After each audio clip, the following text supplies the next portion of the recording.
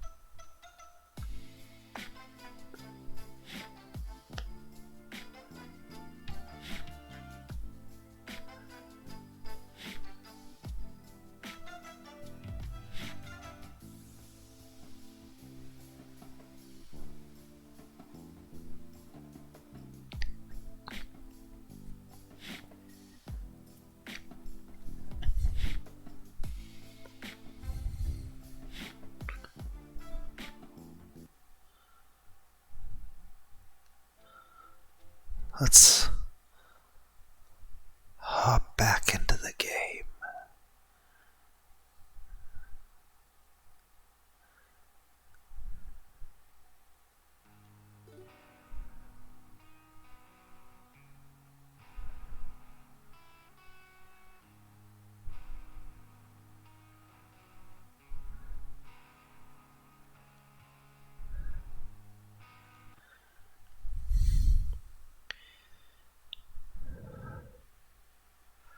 Hey there, Oliver.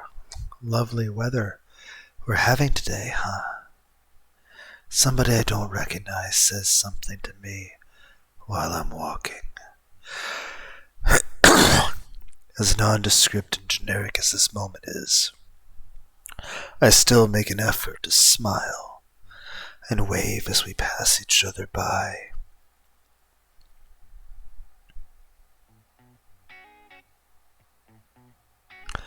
Ash is sitting outside of Jake's crab bucket, playing on his cell phone. He seems to notice me approaching, though, and gets up from his seat, flipping his phone closed in the process. Hey, dude. He only looks at me for a second before turning towards the restaurant.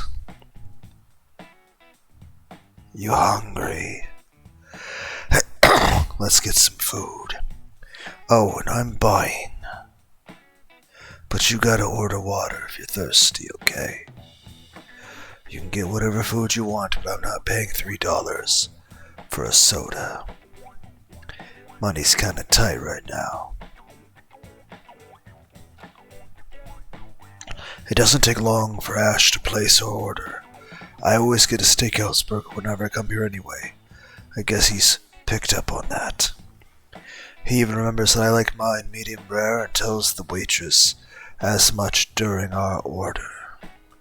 It's a real treat to watch him be accommodating like this, given how abrasive he is sometimes. Normally whenever the six of us eat, Ash just plays on his phone until the food arrives, letting Emma and Judith do most of the strategizing. There's nothing normal about today though, is there? I'm gonna be real mad things were really shitty before I met you. Ash immediately jumps into it as brazen as ever. He fiddles with the bandage on his wrist before eventually squeezing it with his right hand. And even after that, I was still pretty sure that summer was going to be lame. No offense. I had it all planned out. I was going to work with Dad on the weekends. Maybe hop online at night and play some Bone Sword with you and Emil. I was going to keep on trying shit like that over and over again. The next day and the next until... I don't know. Until I started feeling like an actual adult, I guess. That was the plan. That was my plan. It was all I had. Ashton scowls, putting more pressure on his wrist. Never thought I'd end up being a hero. I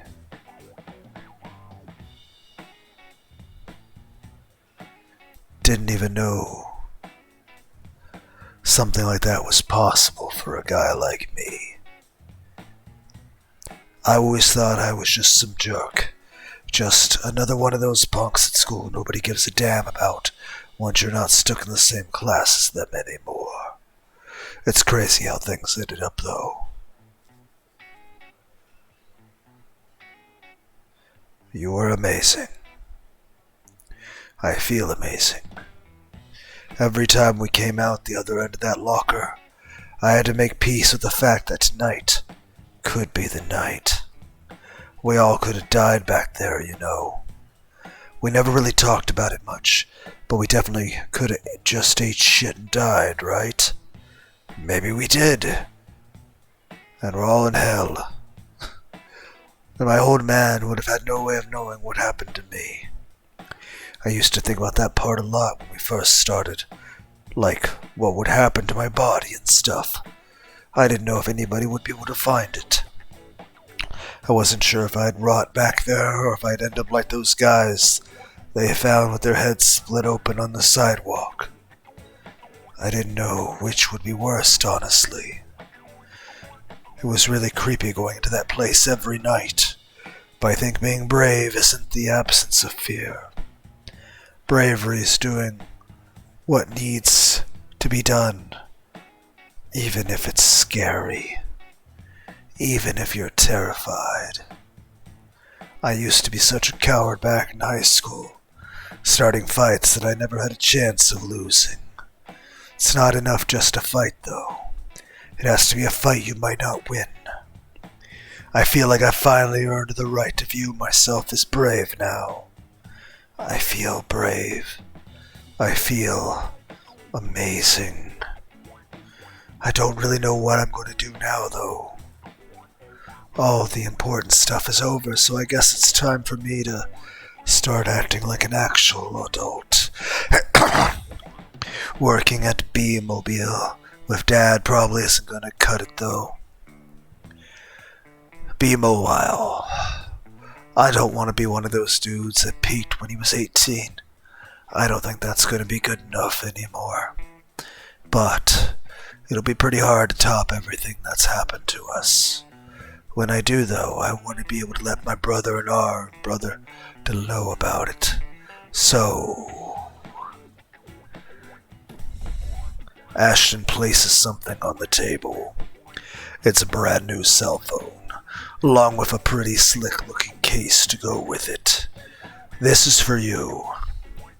I'm not going to be one of those guys you were friends with in high school and then never ended up talking to again. I can't help but try and hide my discomfort as Ashton slides the phone across the table. What? You weren't going to buy one anyway? So take it. We had some spares lying around the house anyway. I'm sure Dad won't miss it. I do as I'm told. Put Ashton's gift in my backpack. You're the only one of us actually leaving Florida. So I figured you're the one that needed a new phone the most. Emma, Judy, and Andy are all within walking distance.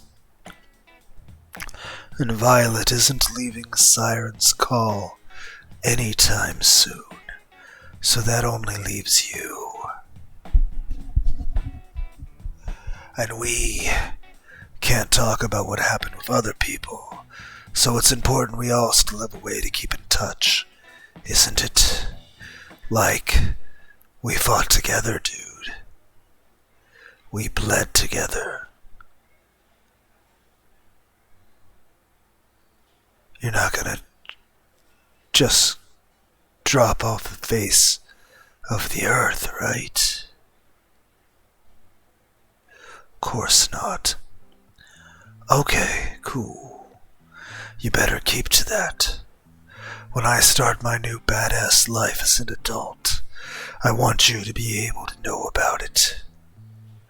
Don't tell the others, but I've been thinking about getting a houseboat when I'm finally able to move out of my dad's place. Got no idea what I'm gonna do for a job, though. Hey, I know, pirates aren't really a thing anymore, but how about detectives? We're both good experience solving mysteries now, don't we? Maybe if the whole higher education thing doesn't work out, you can move deck down here and the two of us can start something up. There might even be a way to turn what we did in the underworld into something that makes us some serious cash. It'd be nice to keep doing what we've been doing, but actually getting paid for it. What do you think about that, my dude? We talk about Ashton's ideal future until our food arrives. After a bit, we finish eating, and Ashton, true to his word, foots the bill. Damn. I guess this is it. Huh. I'm sure you've got other things you gotta do, so I'll leave you to it. Ashton walks over and hands me a small slip of paper with his phone number on it. Give me a call once you've touched down in Asheville, alright? I love you, bro. Thanks for the adventures. I acknowledged Ashton's sincerity with a reassuring thumbs up. I'll see you soon. Stay cool.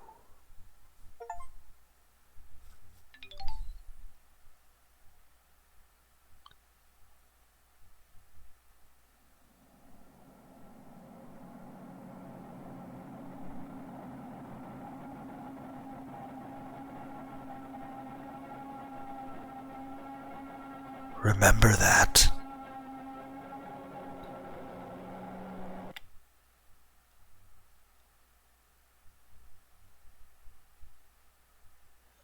I'm pretty much out of time, so I go back to Violet's house and pack the rest of my things. Eventually Miss Lawrence comes home and we load everything I own into her car. As we're about to leave, though, Miss Lawrence gets a dangerous weather alert on her phone.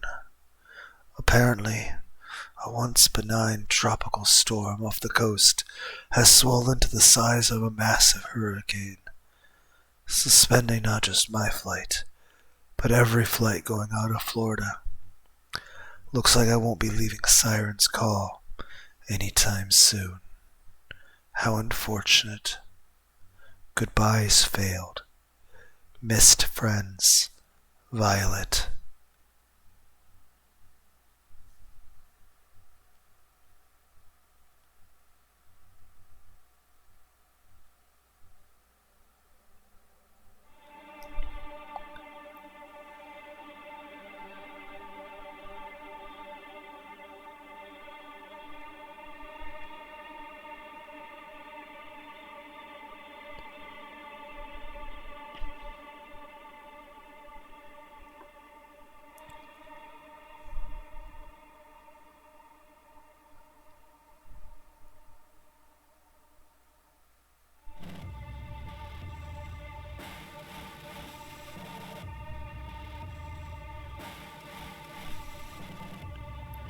Say goodbye.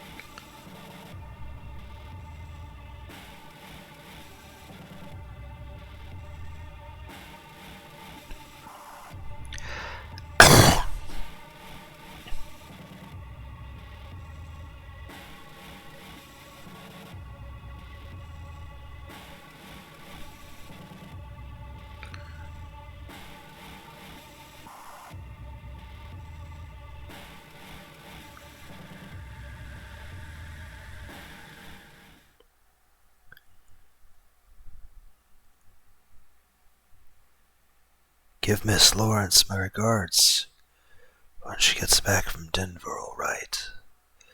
Somebody I don't recognize says something to me while I'm walking. As nondescript and generic as this moment is, I still make an effort to smile and wave as we pass each other by.